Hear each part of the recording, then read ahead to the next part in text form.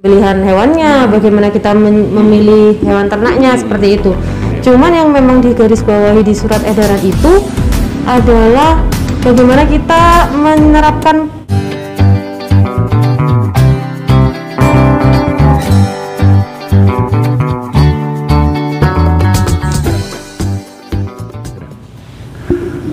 Assalamualaikum warahmatullahi wabarakatuh. Selamat malam, saat berjumpa kembali Tretan Pondok Domba di channel Pondok Domba bersama kami tim Pondok Domba. Selamat hadir, salam Pondok Domba, Tretan Pondok Domba dimanapun Anda berada.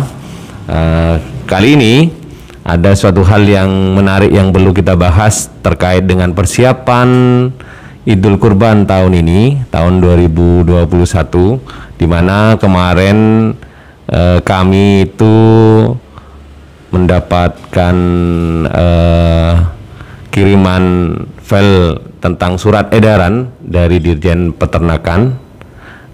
Ternyata ada suatu hal yang perlu dipersiapkan bagi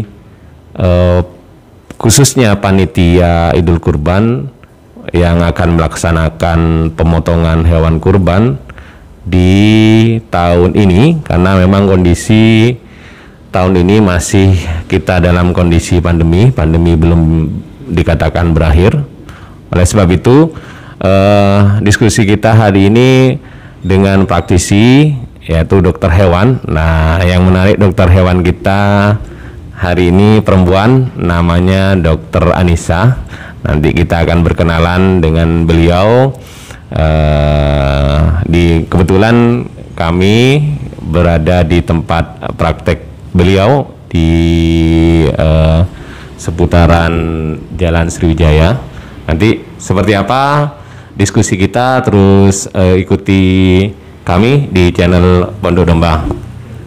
Oke, Assalamualaikum Bu Dokter, kalau saya panggil ini.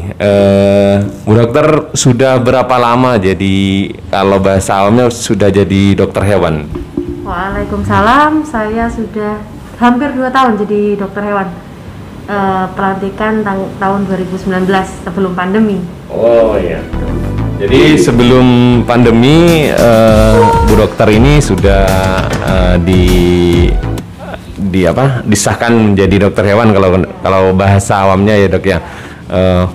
Begini Dok, kalau kami dari Pondok Domba ini kan ingin memberikan edukasi kepada masyarakat, khususnya di masyarakat awam dalam kegiatan Idul Kurban tahun ini, karena memang kondisi tahun ini kita masih belum keluar dari masa pandemi ya Dok ya.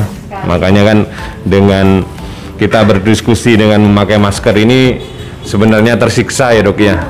Tidak enak, tapi karena memang aturan prokes kita harus taati. Mudah-mudahan ini juga menjadi edukasi kepada masyarakat bahwa COVID itu masih ada ya Dok ya. Jadi tetap terus berhati-hati.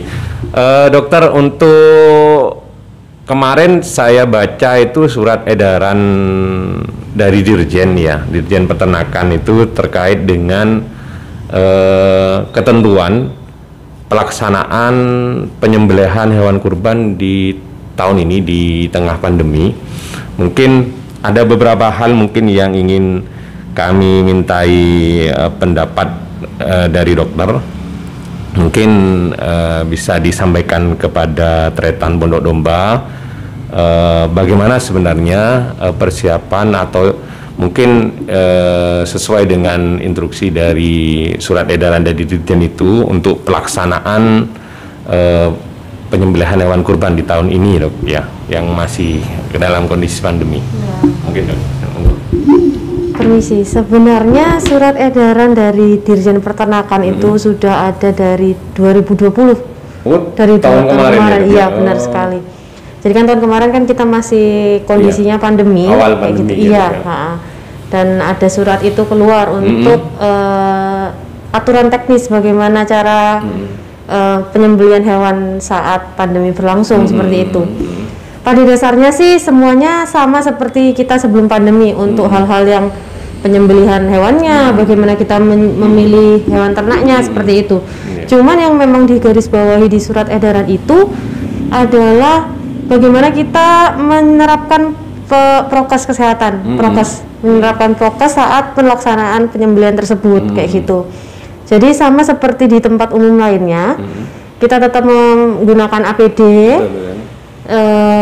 dan menjaga jarak paling nggak 1 meter seperti itu. Kemudian dari pihak panitia juga sebaiknya dibatasi jumlahnya, seperti itu. Dan kalau bisa menyediakan glove atau sarung tangan yang sekali pakai, kayak gitu. Kurang lebihnya seperti itu, menyediakan tempat untuk cuci tangan dan sering-sering saja membersihkan tangan dengan hand sanitizer atau desinfektan lain, kayak gitu. Tapi kan waktu di surat edaran itu saya baca itu dok ya, dianjurkan malah kita itu berkorbannya di RPH. Ya benar. Ya, benar. Cuma kan di masyarakat awam berkorban di RPH itu kan masih belum umum dilakukan ya dok ya. Tapi belum afdol kalau betul. Tapi sebenarnya anjuran yang paling baik itu memang dilaksanakan di RPH ya dok ya. Ya benar sekali. Sebenarnya pada saat biasa tanpa hari raya seperti ini, pemotongan hewan harus dilaksanakan di RPH karena sudah ada standar bakunya kan di sana, seperti itu. Cuman memang saat hari raya seperti ini kan jumlah pemotongannya kan juga meningkat, kayak gitu. Kemungkinan overload dari RPH juga bisa seperti itu. Nah makanya diberikan kelonggaran untuk melakukan penyembelihan di luar RPH. Tapi sebenarnya kalau kembali lagi ke standarnya, pemotongan di RPH akan jauh lebih bagus, lebih higienis dan bersih seperti itu. Oh iya, jadi sebenarnya tretan pondok domba itu kita itu kan sebenarnya kalau ikuti standar memang harus di RPH, tapi mungkin karena memang berkaca kepada setiap pelaksanaan Idul Kurban itu memang sangat melimpah dan pasti banyak ya hewan kurban, mungkin karena RPH itu kan terbatas mungkin juga jumlahnya itu mungkin tidak hampir di setiap kecamatan ada kan ya dok ya?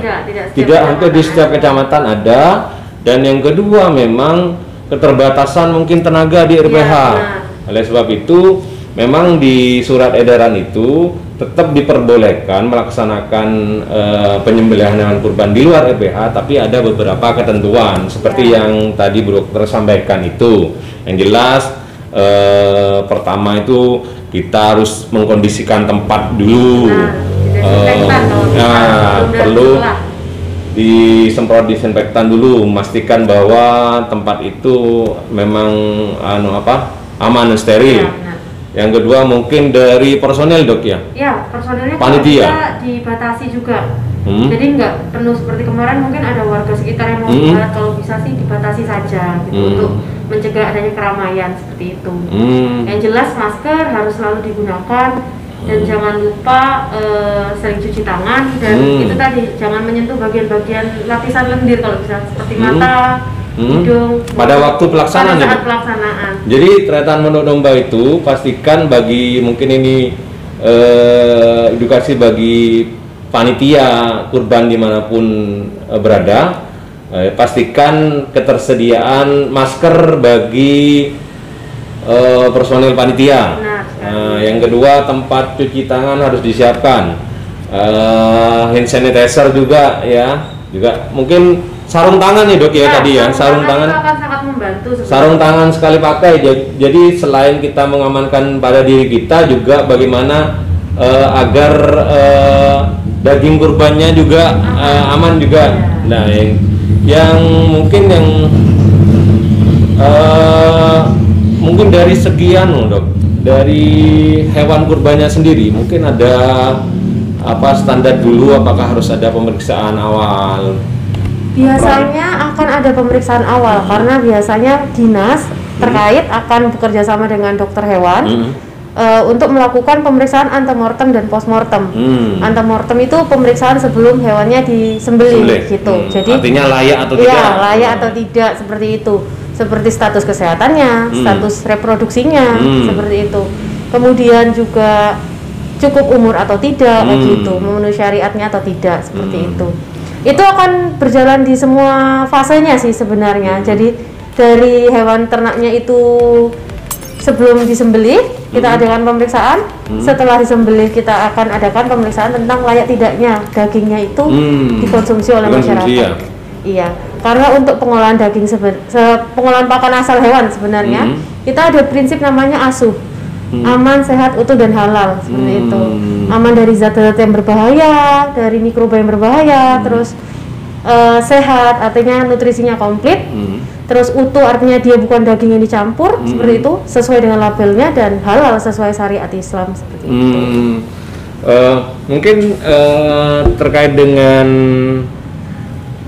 pemeriksaan dok ya, mungkin bisa disampaikan kepada masyarakat awam atau panitia, apakah panitia kurban itu perlu aktif ya menghubungi instansi terkait dengan prosedur bagaimana agar memastikan hewan kurbannya itu sehat dan layak, ataukah ada memang pihak terkait misalnya dari dinas peternakan atau apa yang memang akan meluncur ke panitia kurban yang mungkin di kita di sini kan di ruang lingkup Kabupaten Jember, atau gimana dok? Menurut dokter? Sebenarnya di surat edaran itu sudah tertulis juga kalau misalkan panitia penyelenggara RPH yang di luar RPH, penyembelihan di luar RPH seperti itu harus berkoordinasi dengan dinas terkait yang melayani kesehatan hewan seperti itu. Berarti kita yang harus proaktif sebenarnya. Iya, sebenarnya itu karena kan penyembelihan itu kan tidak terdaftar ya harusnya betul. Di database-nya dinas seperti itu. Jadi lebih baik karena kondisinya pandemi ini juga lebih baik yang proaktif panitianya ke dinas gitu. Jadi terkaitan menu domba, panitia kurban dimanapun Anda berada, seperti anjuran Bu Dokter tadi, kita harus memang betul-betul proaktif kepada dinas terkait bagaimana agar memastikan hewan kurban kita yang akan kita sembelih itu layak dan sesuai dengan aturan yang berlaku baik dari segi agama maupun dari aturan-aturan dari dinas peternakan sendiri.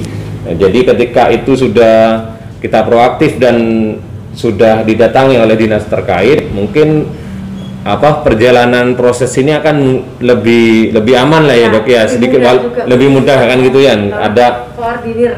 Terkoordinir ya, seperti itu. Terkait mungkin dok kurban ya, hewan kurbannya saya ingin tanyakan, mungkin tidak semua mungkin hewan kurban itu yang akan disembelih itu misalnya tidak semuanya jantan dok ya. Mungkin ada hewan kurban yang memang panitia itu memiliki hewan kurban betina.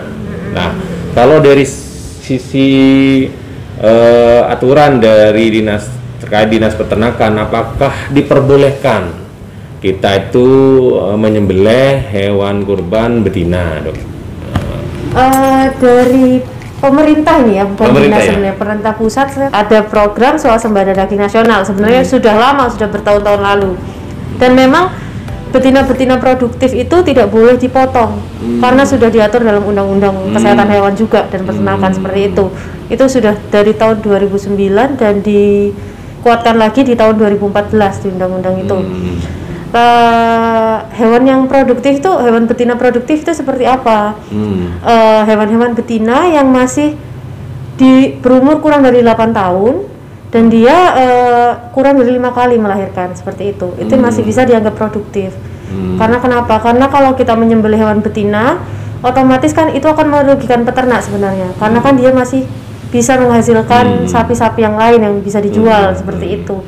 Ya ujung-ujungnya juga kembali ke ekonomi kerakyatan, harapannya seperti itu. Gitu. Ya. Jadi tapi begini dok, tapi kan tidak menutup kemungkinan ada memang panitia itu yang memiliki hewan kurban betina. Tapi seperti yang Bu Dokter tadi sampaikan, ada beberapa syarat kan ya, artinya itu bisa dikurbankan kan gitu ya. Salah satunya jadi melihatnya itu kan mungkin gini dok, mungkin karena masyarakat awam bisa jadi belinya itu kan di pasar, Dok. Iya. Ya, tapi belinya sudah betina. Tapi bagaimana memastikan bahwa itu masih dikatakan produktif atau tidak? Apakah ada tipsnya melihatnya, ataukah perlu memang menghadirkan praktisi yang memang bisa melihat itu produktif atau tidak? Memang kalau dilihat dari secara kasat mata tidak bisa dilihat karena organ reproduksi itu kan ada di dalam sapinya ya. Jadi lebih baik memang ya itu tadi dilakukan pemeriksaan antemortem oleh dokter hewan yang berkompeten di bidang itu memang untuk status reproduksinya. Apakah boleh disembelih atau tidak seperti itu. Seperti itu. Itu berlaku juga bukan hanya dari sapi, domba juga begitu ya, Dok ya? Iya, ruminansia besar dan ruminansia kecil. Oh gitu. Jadi bagi masyarakat, jadi ini saran dari Bu Dokter, walaupun harus memang menyembelih hewan betina, tapi ada beberapa syarat yang harus dilakukan, dan mudah-mudahan memang apa yang disampaikan ini juga bisa memberikan ilmu bagi kita semua, khususnya bagaimana mempersiapkan kegiatan penyembelihan Idul Kurban tahun ini. Mungkin terakhir, Dok, ada pesankah yang akan disampaikan kepada masyarakat umum, khususnya Tretan Pondok Domba yang menyaksikan channel Pondok Domba ini, terkait dengan Idul Kurban tahun ini ya, Dok ya, di tengah pandemi, atau juga yaitu apa mungkin ingin pesan mungkin, Dok, sebelum kita akhiri? Pesan dari saya, karena sekarang memang serba tidak enak karena memang pandemi, kita semua terbatasi, ruang gerak terbatasi, semuanya juga merasa tidak di posisi yang nyaman seperti itu. Cuman ya kita tidak bisa memilih gitu, kita harus menghadapinya. Jadi karena angka positif corona juga fluktuatif dan kita juga kemasukan varian baru dari luar negeri, alangkah baiknya kalau kita selalu menerapkan prokes dimanapun kita berada, selalu jaga jarak, olahraga yang penting, dan minum multivitamin seperti itu. Harapan saya sih semua yang melihat channelnya Pondok Domba dan bapak-bapak juga sehat. Amin. Dan saya juga sehat. Amin. Ya, Dok ya. Ya. Oke, itu pesan dari Dokter Anissa bagi kita semua. Mudah-mudahan apa yang disampaikan bermanfaat untuk kita persiapan menyambut Idul Kurban. Jadi walaupun di tengah pandemi hari ini tetap kita bisa melaksanakan kegiatan penyembelihan hewan kurban.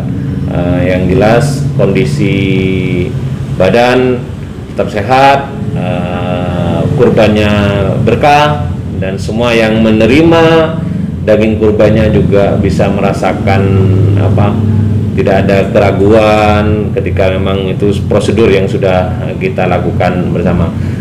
Tretan Pondok Domba perlu diketahui bagi masyarakat umum yang ingin memeriksakan hewan peliharaannya, khusus apa nih, Dok ya? Kucing dan anjing.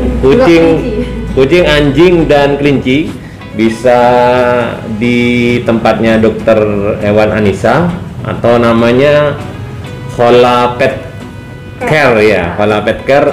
Alamatnya di mana nih, Dok? Di Jalan Sriwijaya 2 nomor 3. Jalan Sriwijaya 2 nomor 3. Buka prakteknya jam berapa, Dok? Jam 9 sampai jam 5 sore. Jam 9 pagi sampai jam 5 sore. Jadi bagi masyarakat di kawasan Jember dan sekitarnya yang memerlukan memeriksakan hewan peliharaannya, anjing, kucing, dan kelinci, bisa datang di Jalan Sriwijaya 2 nomor 3 di Hola Pet Care langsung dengan Dokter Hewan Anissa.